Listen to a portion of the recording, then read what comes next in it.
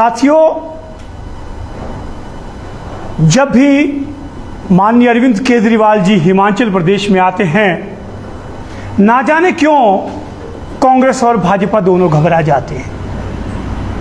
हमीरपुर में जो शिक्षा संवाद था, जिस तरह से उसको जनता का सहयोग मिला, जिस तरह से लोगों का उत्साह था, उससे साफ है कि हिमाचल प्रदेश की जनता ने इस बार चुनावों में स्वास्थ्य, शिक्षा जैसे बुनियादी मुद्दों पर बात करना शुरू कर दी है। जैसा माननीय केजरीवाल जी ने कहा कि मुद्दा चुनाव का नहीं है, यह मुद्दा प्रदेश की जनता के भविष्य से जुड़ा है। आपका एक वोट आपके बच्चों का भविष्य बना सकता है। इससे पहले दिल्ली में जहां शिक्षा के क्षेत्र में क्रांतिकारी बदलाव हुआ है, उसके बाद अब पंजाब में हर विधानसभा क्षेत्र में एक एक मॉडल स्कूल बन रहा है और अब इस बदलाव की आशा हिमाचल प्रदेश की जनता की आंखों में भी साफ नजर आ रही है।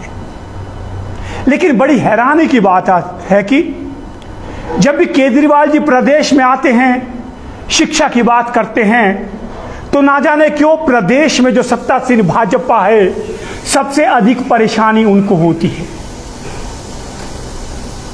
लेकिन इस परेशानी से हमारे प्रदेश में शिक्षा के हालात की सच्चाई भी जनता के सामने आ जाती है। हमारे प्रदेश के पूर्व शिक्षा मंत्री रहे, वह वर्तमान में प्रदेश सरकार में वरिष्ठ मंत्री हैं। उन्होंने कल बयान दिया है कि केजरीवाल जी बताएं कि किस तरह से प्रदेश में हालात सुधारे जा सकते हैं, लाहौल स्पीति में कैसे शिक्षक भेजे जा सकते हैं। साफ है, जो सरकार 4.5 साल तक प्रदेश में अभी शिक्षा के ढांचे को, शिक्षा की बुनियादी जरूरतों को नहीं समझ पाई है, वो सरकार शिक्षा के मुद्दे पे हम लोगों से क्या बात करेगी। मैं उन्हें बताना चाहूंगा कि शिक्षा के क्षेत्र में जब आम आदमी पार्टी दिल्ली में आई थी, आज उसी बदलाव का नतीजा है ना केवल हिंदुस्तान बल्कि पूरे विश्व में विभिन्न देशों के प्रतिनिधि आकर के वहां के शिक्षा के मॉडल को देख रहे हैं। मैं जवाब देना चाहूंगा भाजपा को कि जिस प्रदेश में आपकी सरकार है, उसमें 2000 स्कूल एक कमरे में चल रहे हैं। 722 स्कूल बदहाल हैं। आधे से ज्यादा स्कूलों में शिक्षक नहीं हैं और सबसे अधिक एक शिक्षक वाले स्कूल जो हैं वो हमारे माननीय मुख्यमंत्री जयराम ठाकुर जी के गृह क्षेत्र में है।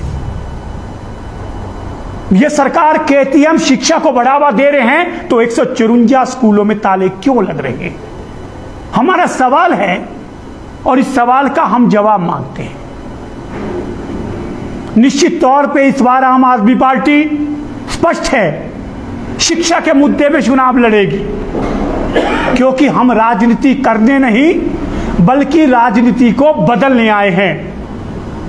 जिस तरह से माननीय अरविंद केजरीवाल जी ने दोनों दलों को चुनौती दी है कि आप भी आइए, इन चुनावों में मुद्दों पर लड़ें, आप भी शिक्षा के नाम पे वोट मांगे, स्वास्थ्य के नाम पे वोट मांगे, क्योंकि अब इस प्रदेश में शिक्षा एक मुद्दा बन चुकी है।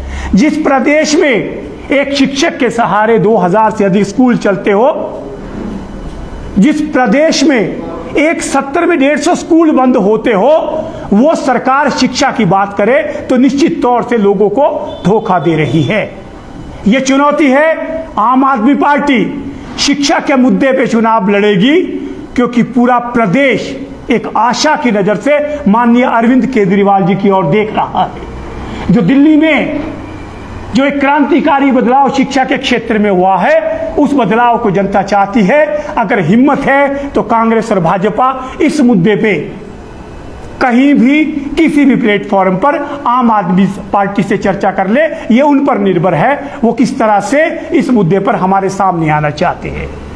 चाहे वो हमारे दिल्ली के स्कूलों का निरीक्षण कर ले प्रदेश सरकार और अपने स्कूलों का करवा ले, या किसी ओपन प्लेटफॉर्म पर शिक्षा के मुद्दे पे बात कर ले।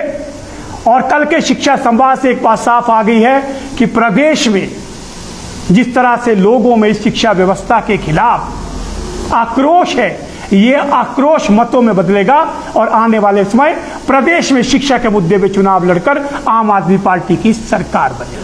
देखिए, हमारे लिए गर्व की बात है कि आज जो पंजाब का मुख्यमंत्री है वो हिमाचल में बिताए अपने पुराने दिनों को याद करता है। जिन्होंने मिंदर की बात सुनी, उन्होंने कुल्लू के दशहरे की बात नहीं सुनी, उन्होंने शिवरात्रि की बात नहीं सुनी।